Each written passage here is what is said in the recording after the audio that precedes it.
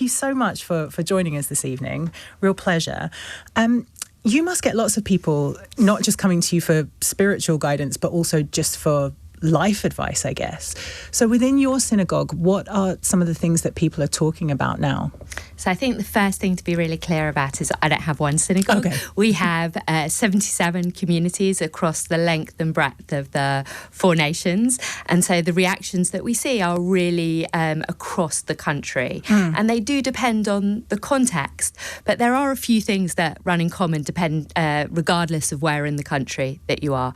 People are feeling fearful. They are more worried about security. Security is heightened in all of our buildings, and people who share buildings as well with other communities. People are feeling more siloed into their own community because of that fear, because of the need for additional security. And people are worrying about what this means for the future of the Jewish community within the UK. That doesn't mean, of course, that people aren't still trying to be part of society, feel like the UK is an amazing place to be Jewish in many, many ways, that there is a thriving Jewish community across the country. But fear is really permeating in a way that I think it's been a long time since we've seen.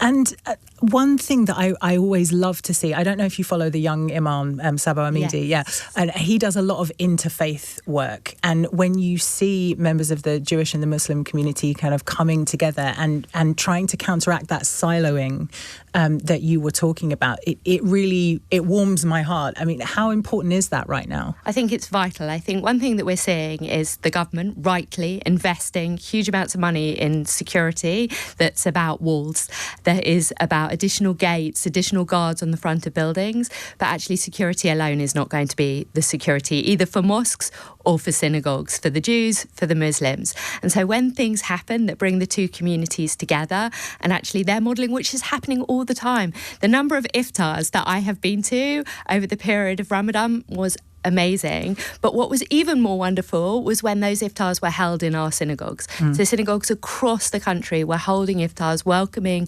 communities, Muslim communities that they've had relationships with for years, back into their synagogues to mark Ramadan, to be able to feed each other. We know encounter and food is one of the best things for building up relationships and acts in a security way more than any wall could ever do. And I am rarely as well fed as I am as when I do an event either at a synagogue or a mosque. Or at a mosque. It's something we definitely have in common. And speaking of iftars, you attended the one in Trafalgar Square, I believe. What did you make of Nick Timothy's comments after that? I found Nick Timothy's comments quite bizarre, because first of all, I was there. It wasn't my experience at all of being there. It was open and welcomed. I'd just come from an event at the House of Lords, which was marking the contribution of young people to faith and social justice in the world. And we walked up together and walked into the square. So it felt like here is somebody commenting on something that actually, who wasn't there for something that I was there at. I also think that it is one of the wonderful things. I was the first woman to light candles in Trafalgar Square for Hanukkah. And that was an amazing occasion of being able to celebrate both being a woman, both being Jewish, but also being British. What an amazing thing that Britain has to offer to the world, that we celebrate, that all of us come not only in different shapes and sizes and forms, but also with different religious identities, which contribute to what it means to be British. And we're celebrating that right in the heart of London. And it felt like that at the Iftar in the square, which was probably, I think it's the third Iftar that I've been to, and was really just a real celebration of being together and marking this moment. I was listening to Lewis Goodall did a report from one of the actually MAGA conference over in Texas this year. And he was talking to one guy who Lewis was giving a hypothetical example of a young British Muslim man. And this guy could not wrap his head around that as a description. And he was going, I thought you were a Christian country. And Lewis was like, well, we are, but that doesn't mean that we don't have people of other faiths who are equally British. And you're right, that is the thing that makes me proud to be British, that we can all not only coexist and tolerate, but actually celebrate each other. Absolutely. Look, I'm the rabbi whose birthday is on Christmas Day. Oh, really? I know more than anyone how much built into our architecture. We're a Christian country. We celebrate and mark. We're coming up to Easter. It's part of the schools stopping, the mark of the festival and year cycle. It's in our architecture. It's in our history. And alongside that is the celebration of the diversity of Britain.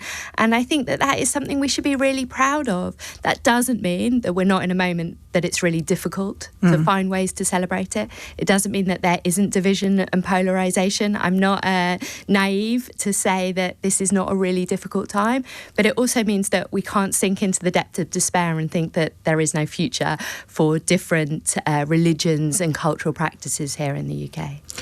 Something that happens a lot, certainly on my show, and I'm sure on other shows as well, is you have people who will call in and express what I would consider to be very Islamophobic views, and then they will go on to say that they are doing so out of concern for the Jewish community.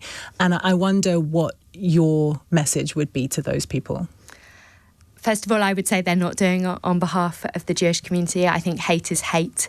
Hatred of the other is always going to find its way to another other. And so we have to be really careful. I think that anti-Muslim hatred and anti-Semitism rise together. Doesn't mean that they're the same thing. Doesn't mean that they manifest in the same way. But hatred for the other, fear of the other, suspicion for the other rise together. And actually that's where real allyship lies. When I hear my Muslim sisters particularly call out anti-Semitism, for me that's a real allyship. When I call out anti-Muslim hatred, when I walk with my sisters of another faith and really understand what it means for them, that's a much more important way of building relationship between communities than it is to be able to increase that hate and add fuel to the fire. And one of the reasons that we were inspired to have this conversation today is there's a think tank called Equi who did some research, and they found that for a lot of Muslim young people, they are being put off from seeking mental health support because there is a feeling that mental health services don't understand their culture, their background, their religion. Do you think it can be more difficult for people of, let's say, minoritized or minority faiths to get mental health support? I think it's definitely true, particularly at the moment. First of all, Equi is an incredible organisation. I was really privileged to be at their Iftar this year, and having read the results of their report, I'm really struck about how similar it is for the Jewish community. That if one doesn't feel comfortable stepping into a space that understands, that is faith-literate, that really understands why the whole person, then it makes it much more difficult to access those services. I was really struck that 40% of young people in their report said that they would not seek mental health support because of the lack of faith literacy. And actually, we're so keen as a society to understand the whole person, where they come from, what their cultural background is. It seems really neglectful that we're not beginning to really trying to understand how important young people, but all of our faith can be to being part of our identity. And what could faith literacy look like if you were providing mental health support versus if you didn't have it? So I think, first of all, it's understanding the breadth of what it means to be religious. So you take me.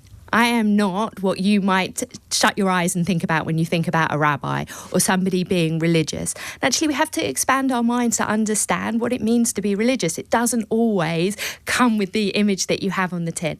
And so our first thing has to be education. It has to be really understanding that people's being religious is not about siloing themselves off from society, but actually as part of their identity. And having that conversation and being allowed to bring that into spaces makes a huge difference to the desire to be to seek help and to understand. I know that my children who are in non-Jewish schools are often afraid to talk about their religious identity as part of their identity. That's a really sorry state of affairs. Now, would that mean that they also then might not step into an NHS context and ask for help because they worry that the person on the other end doesn't understand the whole of them, doesn't understand the impact of the current global setting to their mental health? that would be a really sad state of affairs. And so I think being able to really expand our idea of what does it mean to be religious, expand our picture of that in society, will really help these young people be able to access services. What would your advice be to those of us who we have this awareness that the Jewish and Muslim people in our lives may be under more mental health pressure than they were, a year or two ago, and we want to support them? What can we do? Pick up the phone. The first thing, I think that many of us, when something happens, we feel it really personally. So recently, with the ambulances being set on fire, that feels very close to home. Many people feel very vulnerable. The place that I work also has a Jewish school there. That means that the kids going in are really feeling the impact of that. So pick up the phone, say, how are you? Say, I'm just checking in, I hear you. And the same, I walked to them. I was at amazing occasion of the Archbishop of Canterbury, first woman for Archbishop of Canterbury's installation. And I went with lots of faith leaders. I walked back from the station with a Muslim woman who said, it's the only time I walk around. Most of the time I get a taxi, but because I'm with you, I feel like I can walk. How awful is that? That our fellow Brits are feeling afraid to be on the street. So pick up the phone, check in, say. It makes a huge amount of difference to know that people are seeing what is happening in the world and understanding that it might have not only an impact on us, but an impact on our children. And I guess today's protest march, I'm not sure what we would call it, but 500,000 people turning out on the streets of London, all with, I guess, slightly different agendas, but all uniting against fascism and the far right, shows how powerful it can be when we all club together, right? I think that for the Jewish community, it's a little bit more difficult. The march that happened today, first of all, it happened on a Shabbat. So most people who are religiously observant in some way or away from the Jewish community won't have been there. But also some of the associations with the march today meant that many in the Jewish community felt excluded from that march, which I think is a real shame, because I think you're absolutely right. Those values of an inclusive society that really understands racism in all its forms, and antisemitism is a form of racism in the same way as anti-Muslim hatred is something I think that many of our minority communities can really get behind.